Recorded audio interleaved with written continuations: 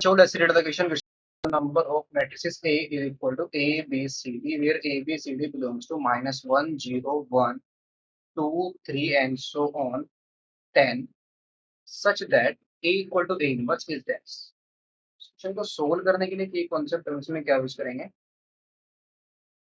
ये कॉन्सेप्ट है matrix multiplication, हम इसमें यूज करेंगे matrix multiplication.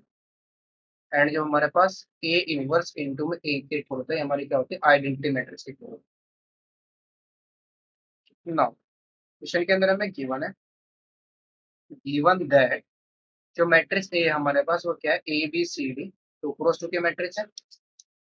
And A equal to हमारी ए इनवर्स के इक्वल है। अगर उसमें ए से ऑपरेट करें तो ए इंटू में ए, तो ये हमारा क्या आएगा? ए इनवर्स इंटू में ए इंटू ए हमारा क्या आएगा? ए स्क्वायर, ए इनवर्स इंटू ए हमारा क्या आएगा? Identity matrix.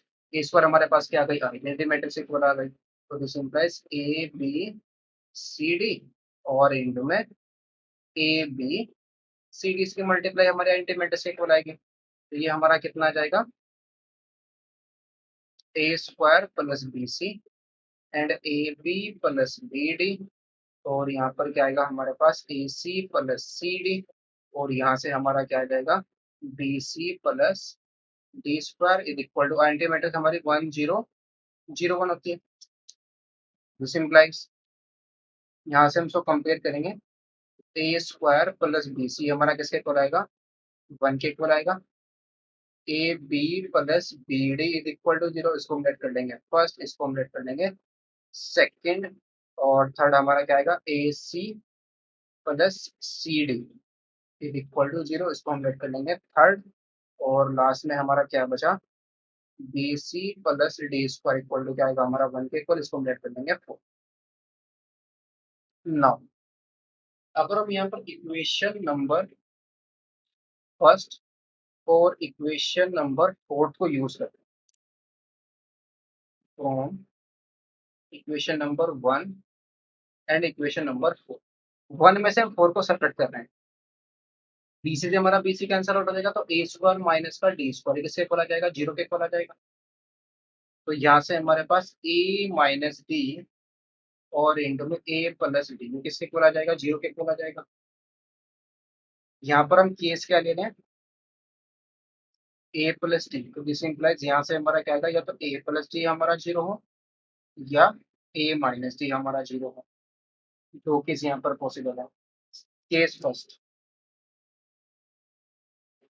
केस फर्स्ट, अगर यहाँ से हमारे पास क्या है? इसमें से अगर हम ए को कॉमन ले लेते हैं, यहाँ से बी डी बी को कॉमन, तो ए प्लस इक्वल टू 0, यहाँ से भी A plus D equal to 0।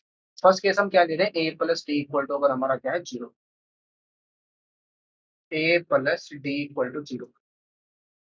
So यहाँ से हमारा क्या आएगा? A equal to minus D के इक्वल आ जाएगा। ए इक्वल टू क्या आएगा? माइनस डी के इक्वल आ जाएगा। तो दिस इंप्लाइज जो ordered pair A comma D है, ये हमारा क्या हो सकता है? -1 1 हो सकता है, 0 0 हो सकता है, और 1 -1, ये वैल्यू हमारे पास हो सकती है। -1 एंड 1। नाउ अगर हम इसका ए पार्ट लें, फर्स्ट पार्ट, इसका ए पार्ट हम यहाँ पर क्या ले रहे हैं? अगर ए एंड डी हमारे पास -1 और 1 है, ए और डी की वैल्यू हमारे क्या है? माइनस, ए की वैल्यू -1 है और बी की वैल्यू हमारी, डी की वैल्यू हमारी क्या है? 1 है। सो यहाँ से हमारे पास 1 plus B C from equation 1 से इसके इक्वल आएगा? 1 के इक्वल आएगा। तो यहाँ से बी सी की वैल्यू क्या आ जाएगी? 0 आ जाएगी। सो दिस इम्प्लाइज अगर बी इक्वल टू 0 है तो सी को हमारा क्या होना पड़ेगा? अगर बी की वैल्यू हमारी 0 आ जाए और 1 प्लस बी सी हमारा क्या आ रहा है? 1 के इक्वल आ रहा है। ए की वैल्यू 1 है, -1 है, और डी की वैल्यू हमारी कितनी है? 1 के इक्वल है, और बी की वैल्यू हमारी 0, तो सी को क्या होना पड़ेगा? तो सी हमारा -1 से लेकर के 10 तक कोई भी वैल्यू हो सकते हैं, तो -1 के लिए कितनी पॉसिबिलिटी होगी हमारे पास? 12 पॉसिबिलिटी होगी। तो सी हमारे पास, वी हैव 12 चॉइसेस फॉर सी के लिए। और सिमिलरली अगर सी हमारा 0 है तो we have 12 choices for B के लिए। तो हेयर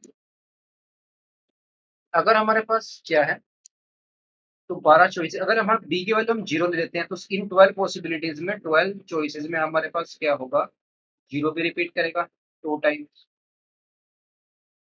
0,0 2 टाइम्स एक बार यहाँ पर रिपीट करेगा। तो टोटल पेज हमारे पास कितने बन जाएंगे, टोटल पेज, टोटल पेज हो जाएंगे हमारे पास 2 × 12, बिकॉज एक बार हम रिवर्स भी तो ले लेंगे। अगर बहन के 12 चॉइस यहाँ से 12 चॉइस तो 12 + 12 24 हो जाएंगे, लेकिन एक केस यहाँ पर 0,0, बहन के जब बी की वैल्यू जीरो सी की वैल्यू जीरो भी तो बनेगा, उसको रिमूव करना होगा। तो हमारे पास कितने बच जाएंगे, 23 चॉइसेस आ जाएंगे। बी पार्ट को सोल्व करेंगे, अगर ए एंड डी की वैल्यू हमारी क्या हो, सिमिलरली अगर ए की वैल्यू 1 हो और बी की वैल्यू -1 हो, तो यहाँ से भी हमारे पास क्या बनेगा, B C equal to zero, तो यहाँ से भी 23 पेयर्स हमारे पास आ जाएंगे। लास्ट केस अगर हम ए और डी को हम क्या लेते हैं, 0 0 लेते हैं, ये भी जीरो और ये भी जीरो, तो यहाँ से बी सी की वैल्यू हमारी क्या आ जाएगी, 1 के इक्वल आ जाएगी। तो बी इन दोनों का प्रोडक्ट हमारा 1 के इक्वल आ रहा है, तो बी को सी के लिए हमारे पास पेयर क्या बनेंगे, दोनों की वैल्यू 1 हो, एक दोनों की वैल्यू क्या हो, -1 हो, तो दो पेयर यहाँ से मिल जाएंगे हमें। केस सेकंड, केस सेकंड हमारा क्या है, केस सेकंड हम इसमें क्या ले रहे हैं, अगर ए माइनस डी हमारा क्या हो, 0 के इक्वल हो, तो यहाँ ए क्या इसके इक्वल आ जाएगा, डी के इक्वल आ जाएगा, ए इक्वल टू डी है। तो फ्रॉम इसमें हम क्या यूज करेंगे, सेकंड एंड थर्ड से। अगर ए इक्वल टू डी है, तो अगर ए हमारा नॉन जीरो है, तो बी और सी को क्या होना पड़ेगा, B and C equal to zero आ जाएगा। और इफ अगर बी भी जीरो है सी भी जीरो, तो इक्वेशन फोर्थ में हमारे पास ए स्क्वायर किसके इक्वल आ जाएगा, 1 के, तो यहाँ से ए की वैल्यू क्या आ जाएगी, +-1 के इक्वल आ जाएगी। तो हमारे पास पेयर क्या बनेंगे, ए को डी के दोनों वैल्यू 1 हो और इसकी माइनस दोनों वैल्यू क्या हो, -1 हो, तो कितने पेयर बने, 2 पेयर्स। तो हैंस टोटल